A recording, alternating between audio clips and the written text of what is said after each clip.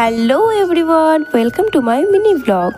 আজকে হচ্ছে অষ্টমী, আর আজকে আমরা ফুল ফ্যামিলি মিলে চলে যাচ্ছি হচ্ছে পেটকাটি মায়ের দর্শন করতে, গদাইপুরে যেটা রয়েছে।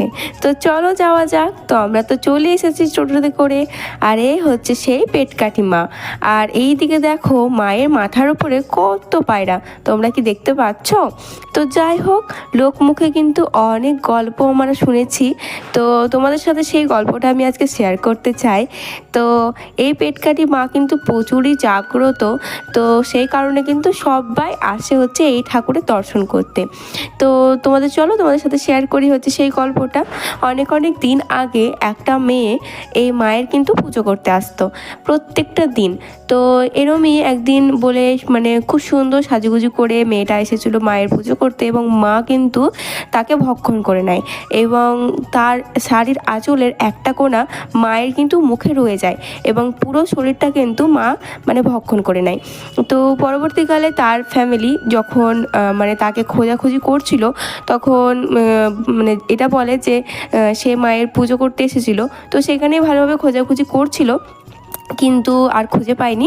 পরবর্তীকালে দেখতে পায় যে মায়ের মুখে তার শাড়ির আঁচলটা রয়েছে। তো তারপরে যখন সেটা দেখতে পায় তার পরিবার, তখন মানে পেটকাটি মায়ের পেটটা কেটে মানে সেই মেয়েটাকে বের করেছিল। এটাই কিন্তু আমরা অনেক গল্প মানে শুনেছি ছোটো থেকে পেটকাটি মায়ের। তো তারপরে কিন্তু এটাই মানে লোকমুখে ছড়িয়ে গেছে এই গল্পটা। তো এই জন্যই কিন্তু এই মায়ের নাম হচ্ছে পেটকাটি মা। তো আমি কিছু ভুল বলে থাকলে তোমরা কমেন্টে জানিও। তো এটাই শুনেছি বলে এটাই আমি বললাম। তো এটা গল্প কথা নাকি সত্যি কিন্তু আমি জানি না, তো এটাই কিন্তু সবাই বলে। তো যাই হোক, তারপরে তো পেটকাটি ঠাকুর দেখে চলে এলাম হচ্ছে রঘুনাথগঞ্জে। আর এই রঘুনাথগঞ্জেও কিন্তু অনেক সুন্দর সুন্দর থিম হয়, তো সেটাই আজকে মানে দেখার জন্য বেরিয়ে গেছি।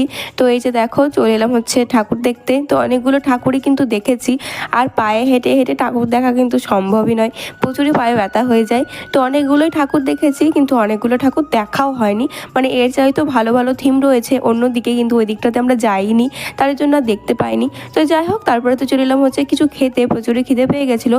তো একটা দোকান দেখে দাঁড়িয়ে পড়লাম, তো এখান থেকে কিছু এগ রোল খেয়ে নিলাম। আর তারপরে এখন চলে এলাম হচ্ছে আবারও ঠাকুর দেখতে। তো এই যে এখানে দেখতে পাচ্ছ ঠাকুর দেখতে যাচ্ছি ভেতরে। আর এইটা দেখে কি তোমরা কিছু বুঝতে পারছো?